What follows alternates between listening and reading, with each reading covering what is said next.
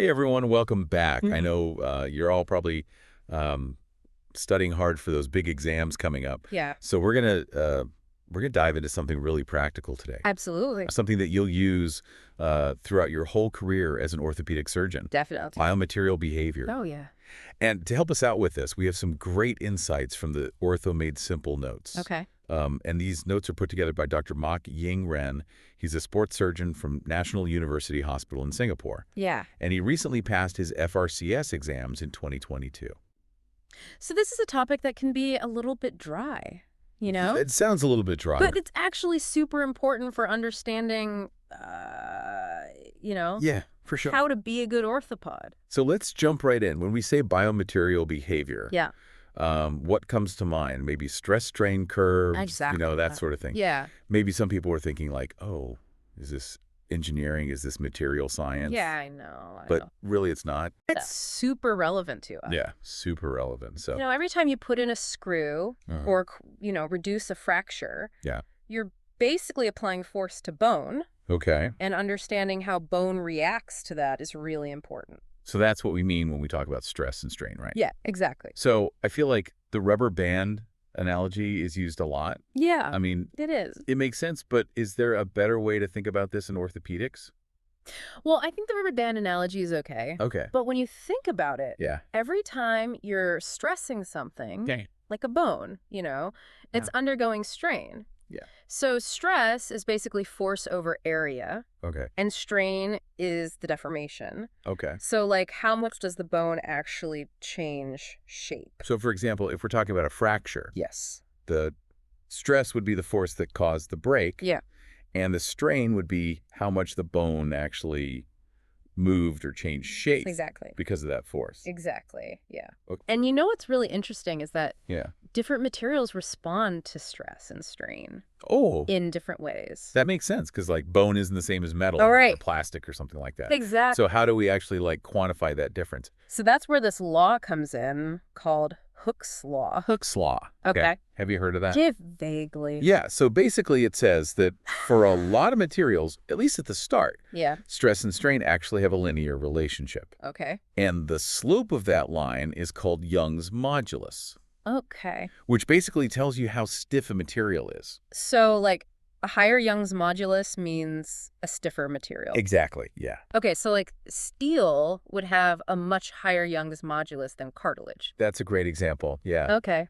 And this is super important for us because as orthopods, we deal with materials of all different stiffnesses, Mm-hmm. right? From bone to cartilage Yeah. to the metal implants that we put in. Right. And all of that can be visualized on this thing called a stress-strain curve, Yeah. right? Yeah.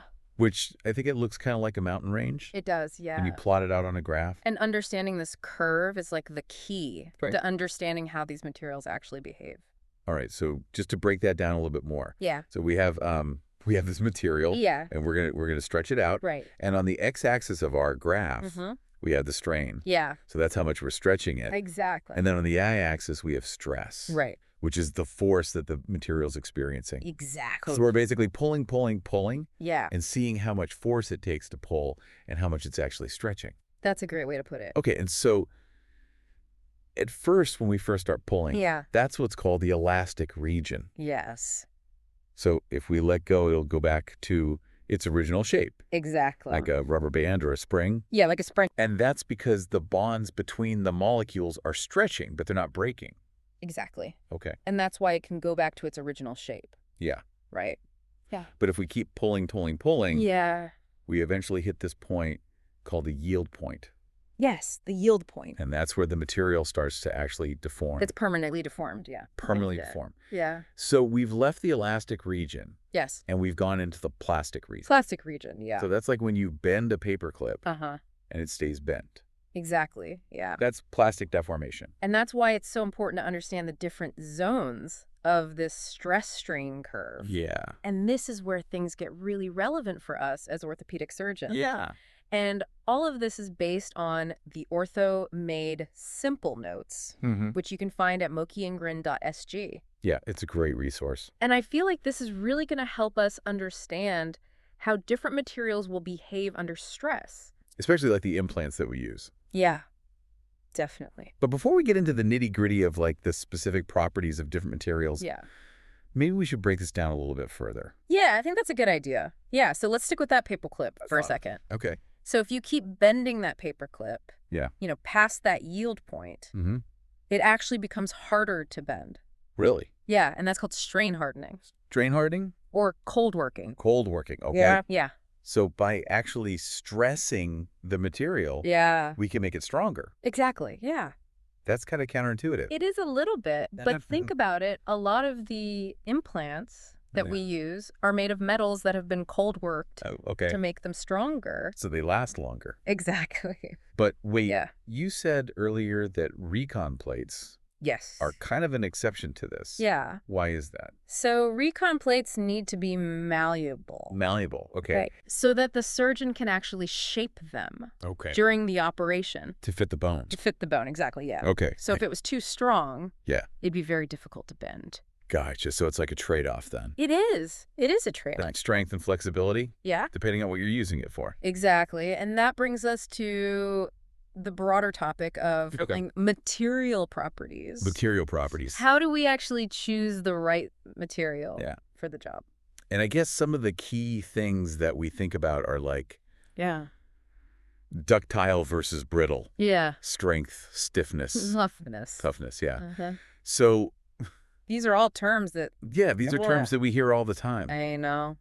but maybe not everyone fully understands. So let's break them down. Okay, yeah. So ductile Yeah. means that it can bend a lot before it breaks, Yeah, that's a good way to put it. like a metal wire or something. Yeah. Whereas brittle is something that would just snap Like a ceramic plate. like a ceramic plate. Okay. Yeah. So if we're talking about implants, Yeah.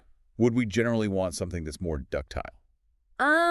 It depends. I think sometimes we want a bit of both. Okay. For example, a bone plate needs to be strong, Okay. but it also needs to be a little bit ductile so you can actually bend it. Right. Whereas like a ceramic hip implant needs to be hard Mm-hmm. and wear resistant even though it's brittle. So it's a balancing act then. It is, yeah. Choosing the right properties for the job. Exactly. Now, what about strength and stiffness? Yeah. Are those the same thing? They're not quite the same thing. Okay. Strength refers to Okay. how much stress a material can withstand before it actually breaks. Okay. Whereas stiffness is that Young's modulus Right. that we talked about. So how much it deforms under load. Exactly. So stiff material could be strong, Yeah, but a strong material isn't necessarily stiff. that's exactly right. Okay. Like you could have a very stiff material. That's actually very weak. Like a thin sheet of glass? Yes, a thin sheet of glass. Okay. That's a great example. It's stiff, but it'll shatter really easily. Yeah. Yeah. Okay, and then there's toughness, And then there's toughness. which I guess is how tough it is. Yeah, so toughness actually refers to how much energy a material can absorb Oh, before it breaks. before it breaks. And it's actually represented by the area under that stress strain curve. Oh, okay. So a tough material Yeah. can withstand a lot of stress Yeah, and a lot of deformation that's right. before it breaks. Exactly. Okay, so for example, bone. Yeah. Bone is a pretty tough material. Bone is a very tough material. Yeah, especially when you consider how light it is. Yeah, for sure. It can take a lot of different forces. It has to, right? Yeah, like walking, running, jumping, Yeah. all of that. All those force. But bone isn't just one thing, right? Right. We have cortical bone and cancellous bone. Do those have different properties? They do. Okay. So cortical bone is the outer layer. It's very strong. It's very stiff. Okay. Cancellous bone, on the other hand, is that spongy inner part. Yeah. And it's actually less dense, Okay. but it's still very important. Okay. And it has a very unique stress strain curve. Okay, so what makes the cancellous bone stress strain curve so different?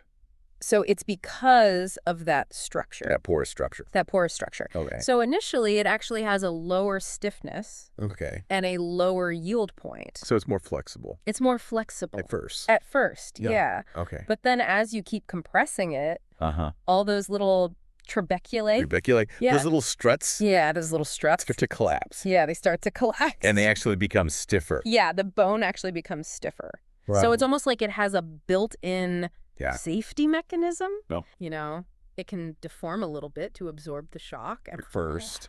And then it stiffens up to prevent damage. to prevent damage. So that's really important Yeah. when we're like putting screws or implants Yikes. into cancellous bone. Yeah, you have to think about all these properties. Okay, so we've talked about a lot of different material properties. Yeah, we have. But I guess like the big question for me is, Yeah. why does all of this even matter? Yeah. Like, how does this translate to better patient care?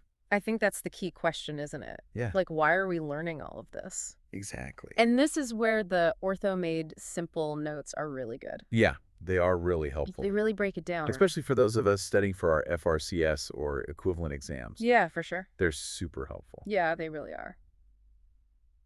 But yeah, I guess like, how does this actually affect how we treat patients? So for starters, it helps us to choose the right implant Okay. for the job. Right. Like you need to think about what are the forces Uh-huh. that this implant is going to be under. Right. What kind of bone is it going into? Right. And then you match that to the material properties of the implant. So you wouldn't want to use a ceramic Yeah.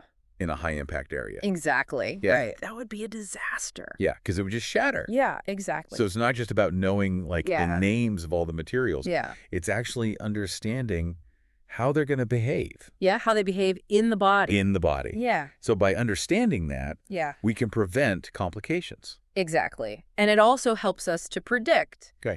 how these implants are going to behave over time. Like, will they deform or wear down? Yeah, exactly. All and right. that's really important. The long-term outcomes. For long-term outcomes, yeah. Okay. But there's one more thing Yeah. that we need to talk about. Okay. And it all has to do with time.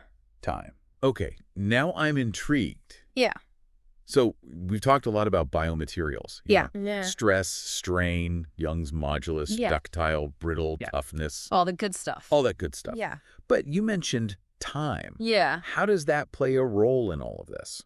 Okay, so up until now, we've kind of been talking about materials Okay. as if they respond immediately when you apply a stress. Yeah. But actually, in real life, Mm-hmm. a lot of materials, especially biological materials, Okay. but bone and cartilage, Uh-huh. they exhibit something called viscoelasticity. Viscoelasticity. Yeah. What does that even mean? Okay, so viscoelasticity basically means Okay. the material's response to stress Mm-hmm. depends not only on the amount of stress, Okay. but also how long that stress is applied. So it's not just like how much you stretch it. Yeah. It's also how long you hold it there. Exactly, Sure. exactly. Oh. Think of honey. Okay. If you apply a quick force to honey, it might resist, it might even shatter. Okay. But if you apply a slow, steady force, Uh-huh. it flows. Okay. So that's kind of a very simplified example Oh. of viscoelasticity. Okay. I think I'm starting to get it. Okay, good. So how does this apply to orthopedics? So two key concepts related to viscoelasticity are Okay. creep and stress relaxation. Creep and stress relaxation. Oh. Have you heard of these? Yeah, vaguely. Okay, so creep basically means it's the gradual deformation of a material Uh-huh. when you apply a constant load over time. Okay. So imagine, the silly putty. Mhm. You hang a weight from it Yeah. over time. Oh, yeah. That silly putty is going to stretch, Even though the weight's the same? even though the weight is the same. Okay. That's creep. So it's like the slow stretching that we see in Ponseti casting Exactly. for clubfoot. That's a great example. So those ligaments and tendons Yeah. are slowly lengthening under that constant force. Exactly, yeah. Okay, and then stress relaxation is the opposite. Yeah, stress relaxation is kind of the opposite. Okay? It's the decrease in stress over time Mm-hmm. when a material is held at a constant length. So let me see if I understand this. Yeah. So let's say we're hammering in a femoral brooch. Yeah, good example. If you just keep hammering and hammering, Yeah. you're applying constant stress. High stress. Yeah. But if you wait a few seconds, Yeah. the bone has a chance to relax, Uh-huh. so the stress goes down, The stress decreases. and it's easier to insert the brooch. Exactly. That's exactly right. Wow, I never thought about it that way. Yeah, it's pretty cool, right? Yeah, there's so much physics and material science involved in just hammering in a brooch. You wouldn't think so, right? Yeah. But it's there. Okay, so we talked about how materials behave under stress, Uh-huh. but we also talked about how they fail. Yeah. And I'm guessing this whole time thing Yeah, plays a role in those failure modes too. definitely. So we already talked about one, creep failure. Yeah. That's that gradual deformation Yeah. under constant load. Uh-huh. That eventually leads to fracture. If it goes on for too long, yeah. That's like stretching a rubber band too far, Exactly. not too long, and it just snaps. Exactly. That's creep failure. Okay, what are the other ways that materials fail? So the simplest one is probably brittle failure. Brittle failure. Yeah, and that's when the stress just exceeds the strength of the material, Okay. and it happens suddenly, Okay. often with a single load. Like glass breaking. Exactly, like a glass breaking. Okay. And then the third one is fatigue failure. Fatigue failure. I Yeah, got it. and this one's all about repeated loading. Okay. So think of a paper clip. If you keep bending it back and forth, Mm-hmm. even though each bend might be below the yield point, Yeah. those repeated cycles Yeah. can cause tiny little cracks to form. Okay. And eventually the paper clip will break. So like a stress fracture. Exactly, like a stress fracture in a runner's tibia. Okay, and so this is important for implants, Super important, yeah. especially like hip and knee replacements. Yeah, because they're They're under constant stress. Exactly. Wow, this has been a really great deep dive It has. into the world of biomaterials. Yeah, we've covered a lot. We've covered everything from stress strain curves to viscoelasticity Yeah. to failure modes. Yeah. I feel like I have a much better grasp on all of this now. Good, I'm glad. And it's all thanks to the Ortho-made Simple Notes Yeah, they're really helpful. by Dr. Mok. Yeah, definitely check them You out. can find those at mokyingren.sg, Yeah. especially if you're studying for your FRCS exams. Yeah, or any other orthopedic exams, really. Yeah, and to all our listeners out there, Yeah. as you're going through your studies, Yeah. think about how these principles of biomaterial behavior can help you approach orthopedic problems, Yeah, help you make better decisions for your patients, for sure. help you choose the right implants, Yeah. and ultimately get better outcomes.